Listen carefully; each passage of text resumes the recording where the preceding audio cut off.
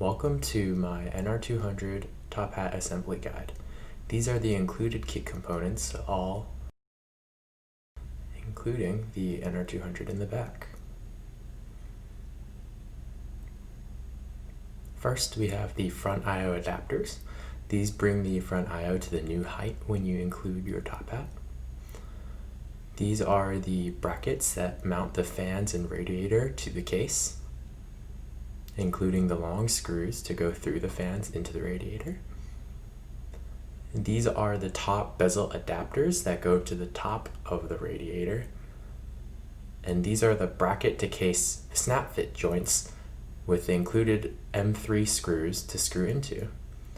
These are the front and back paneling that adapt to the new height. Also comes in black, and we have the side panels also in black. And we may have additional RGB as well. So, before you assemble the top hat, there's a couple things you need to orient properly in the case. First, your AIO, most likely if you've had it pre-assembled, goes to the side of the case, and you have your fans for the radiator ready to go and plugged in. I'm going to take the top bezel off and flip the case around to show you how the fans should be routed in terms of cabling. The optimal AIO fan cable route goes behind the case, down, and behind the motherboard into the CPU fan header with a splitter involved.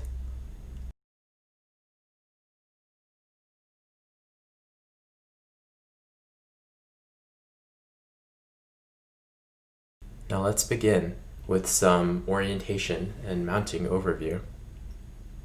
These are the radiator and fan brackets that mount to the case. These go in between the fans and the radiator.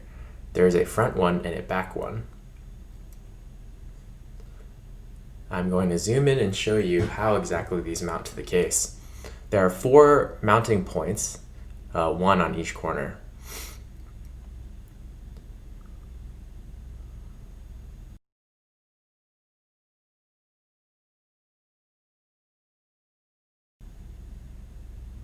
These are the bracket to case snap fit joints, and these go one in each corner of the case. There are these slots that allow for snap fit joints to fit, and these parts snap fit natively to the case. Here's the first one going right in. Doesn't take a lot of force to keep them in place. And keep in mind here, this is orientation specific. If it doesn't fit one way, you'll need to fit it in another. And pay close attention to the way I fit them in.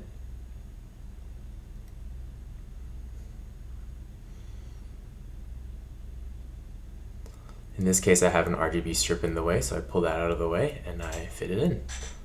And see how easily they stay in position. Now I take the radiator and thread it through carefully not to damage any of the fins. And I adjust the tubing up to give me some slack when I'm manipulating the radiator and the fans. And so we need to mount the bracket and the fans on the underside in this situation to have them in the right position. Here I'm putting the fans to the side in a stable position while I grab the brackets. And the brackets are sandwiched between the radiator and the fans. This part is the most tricky part of the assembly process. I need to hold the bracket while I put the fan, making sure that I have the fan cable routed in the right position. Here I'm fumbling a little bit. And keeping the bracket in between the fan and the radiator while I assemble the screws. There are multiple slots on these brackets to allow you to have a little bit of wiggle room when it comes to your personal fitment and included parts within your case. Sometimes you might have some fit issues, so you can have this adjustable positioning just in case. If something doesn't fit or isn't able to fully be enclosed in the top hat, you may need to adjust this position.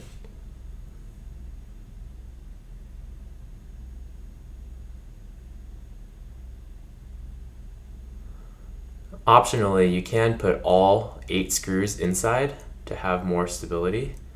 And here I'm putting in all of the screws for demonstration purposes.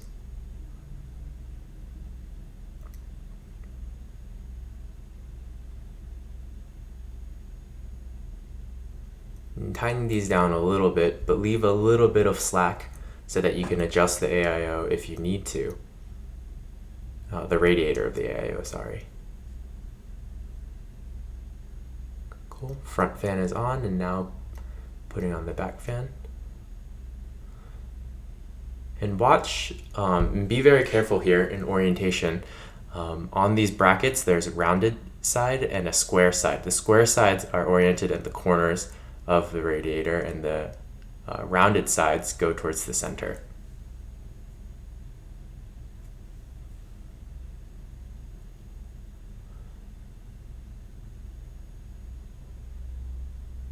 And be very careful here. You don't want to strain your tubing too much, otherwise it could damage your AIO. And here I am just screwing in the last fan of the assembly.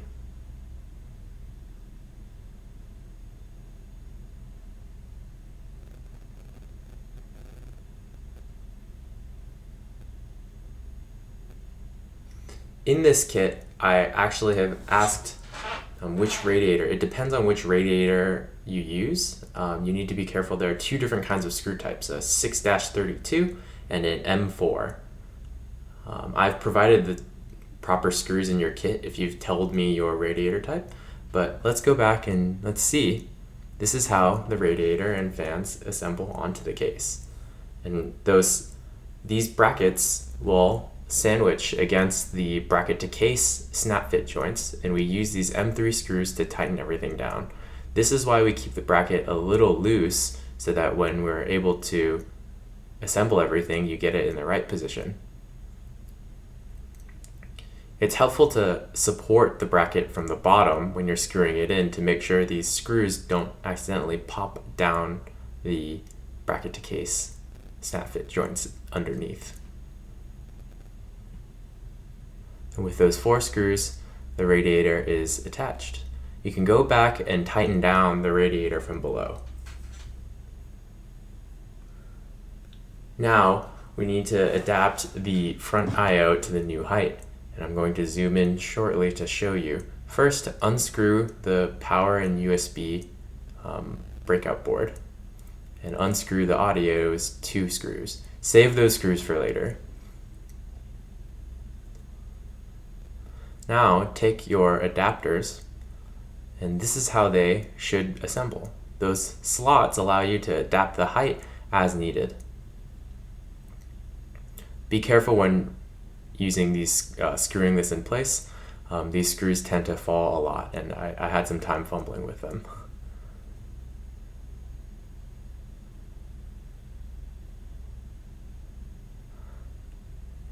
There's no need to tighten these too tight, as you may need to go back and adjust the height of the front IO. Here's a zoom in. And then now you screw in the front IO at the top. Be very careful when screwing this in. Some of the plastic is a little brittle, so make sure you're adding in a decent amount of intentional force when screwing this in.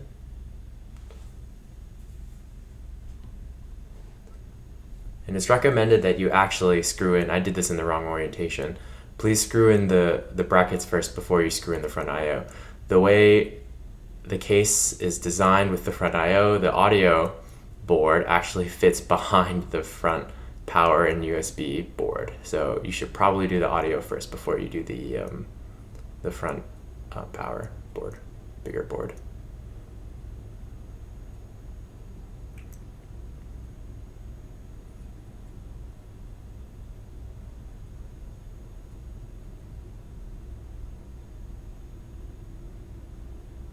And those 5 screws from earlier you can reuse to mount these boards in place on the new bracket height. Now you can put the front panel back on for now. And now we add the front panel of the Top Hat mod.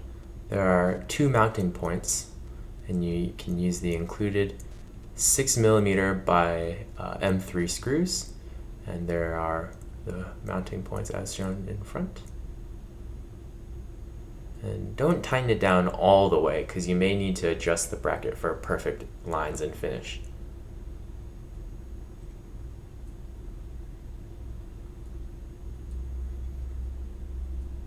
You can jiggle that point around a little bit to make sure that it's aligned. Now I'm taking the back panel bracket and doing the same thing. There are 2 mounting points that mount to the radiator to fan bracket.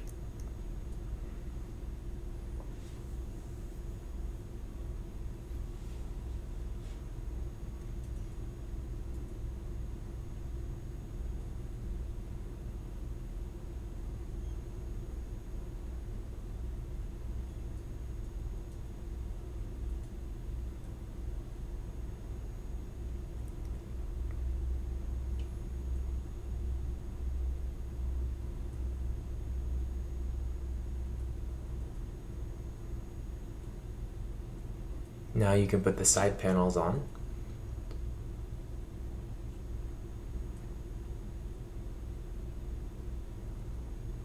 Here I'm being careful to have some clearance for the fan cables. And now you can take the long side panel pieces and slot them into place. These are friction fit, and they slot into grooves that I've designed into the back panel and the front panel. There should be a little bit of resistance, and be careful, and then just press it into fit against the front, the side panels. Orientation doesn't matter in these panels. They can be right side up or upside down. And there you go. Now you have all the added paneling. What's left is to adapt the original bezel to the new height. These are those brackets that mount to the top of your radiator. And this is how they would be oriented, roughly, and mounted in place. Here I realize they can't quite balance in this position, but once you screw them in place, it should have no problem. And just a demonstration, this is the top bezel, just shown as there. And these larger holes on these brackets are what mount to the top bezel. And they fit right on those snap fit joints. So I'm going to take this off and attach it to the radiator to show you.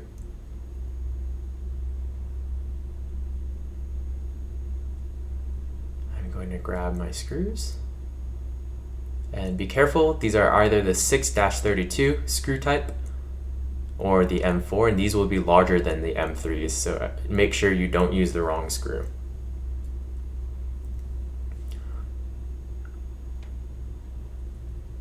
And here's a point of difference, or a point of detail. You need to make sure those larger bezel mounting holes center over the front panel mounting points. And then let's go to the back and repeat the same thing. Make sure those larger holes are centered over the mounting points for the back panel as well.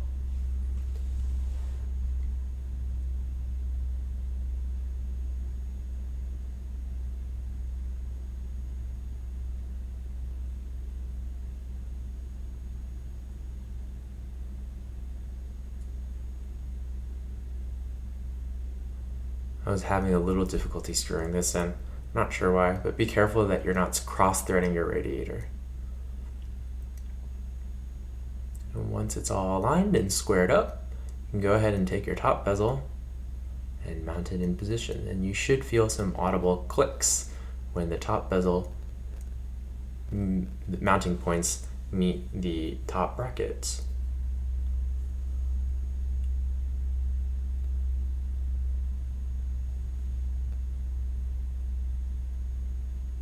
So here's what happens if your radiator is too short. Take the provided washers and place them between the top bezel brackets and the radiator to bring it to the correct height.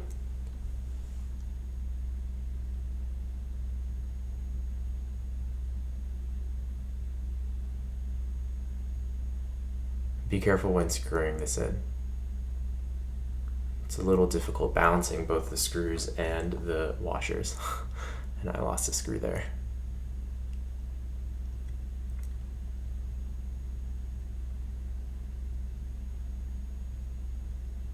So this is recommended for people with radiators of 27 millimeters.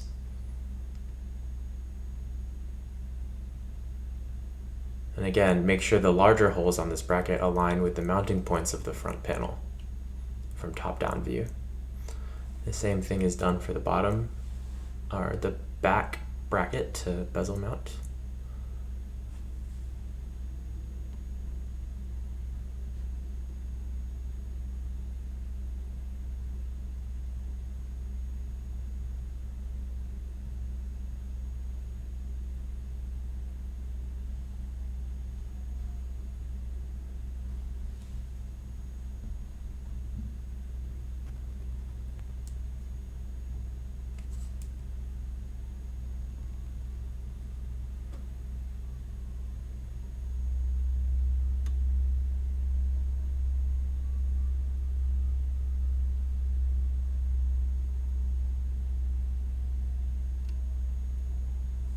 And now the top panel should fit. In the case that you don't hear the snaps, here's a fix. You may need to go from underneath with some small fingers and press the bracket up into those mounting points until you hear an audible click. And you can repeat this on the four corners of your new Top Hat mod. One other thing is to make sure that the back portion of the bezel sits flush with the back of the back panel. And there you go. This is how it should fit. You may need to adjust the front I/O, as I show here, to the new height. This is where leaving it slightly unscrewed will help. And I'm having a little bit of trouble here and lost a little bit of screws. This is something to keep in mind. It may need to be adjusted to the new height to be able to power it on and have the USB available. This is a little tricky, but with some time and patience, you're able to get it. If you're having trouble, the bottom screw point is probably the most reliable when it comes to mounting. Here I'm trying to test the power button to make sure that it's at the new proper height, and as I screw in the screws to secure the bracket and the top front I/O. Here I'm having a little bit of trouble, and I'm trying to adjust the audio up to the new height as well.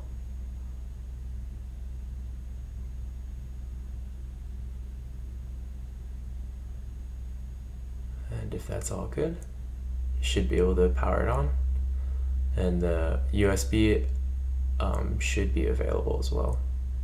Then you can replace the front panel. And in this situation, if you have the optional RGB panels, you can plug in the ARGB connector. This is the 3-pin, and you leave these RGB strips to the side when you reassemble everything.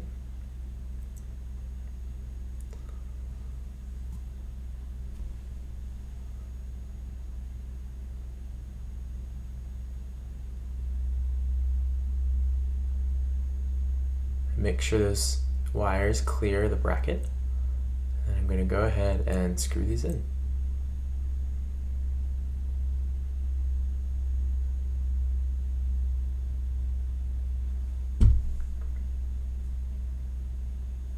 Feel free to fast forward until the end of the screwing process.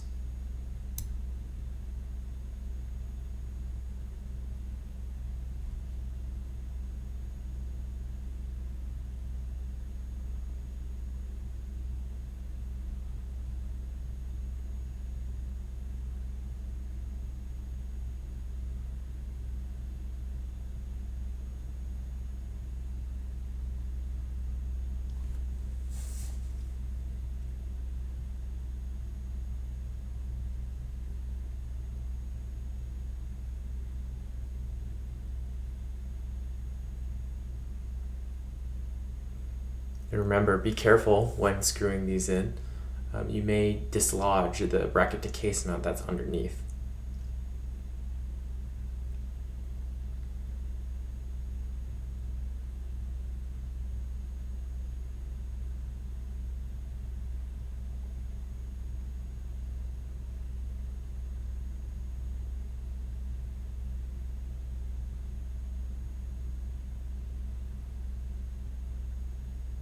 Here we go.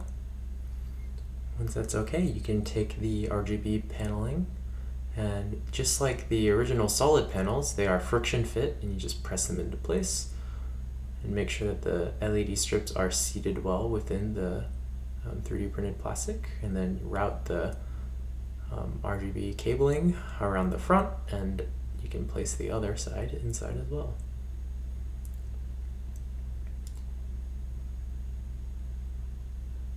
Then you can take the provided acrylic panels, if you have them, and slot them into place as such.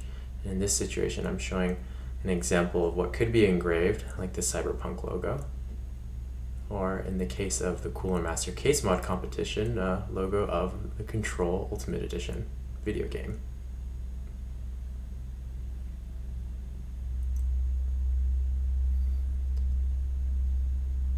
And now I'm powering back on my power supply. And placing the top panel back in place. Having a little bit of trouble here, and this is where I'm going to show you how to adjust it. Making sure that the top paneling holes are in the right position. This is all part of the troubleshooting process. So I unscrew them slightly and adjust the brackets so the large holes of the top bezel brackets align with the mounting points of the back bracket, or back panel, and the front panel. And I'm looking there to make sure everything is squared up.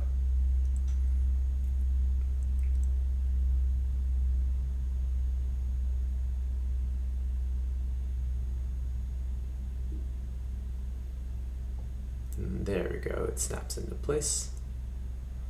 And then I realize, oh, my front USB and power is not quite aligned and not pressing down. So I need to go back.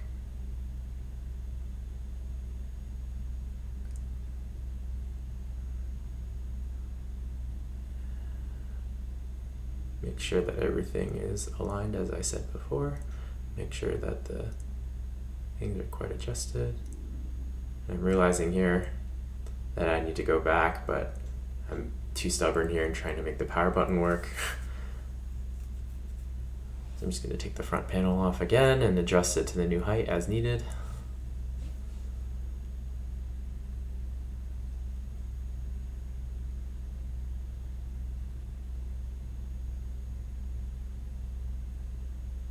And there we go, it powers on. I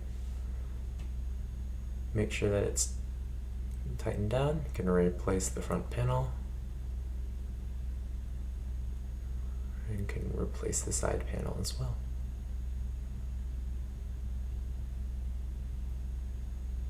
Thank you for watching. If you have any questions or need to video call to have any tech support, just send me a message. Thank you.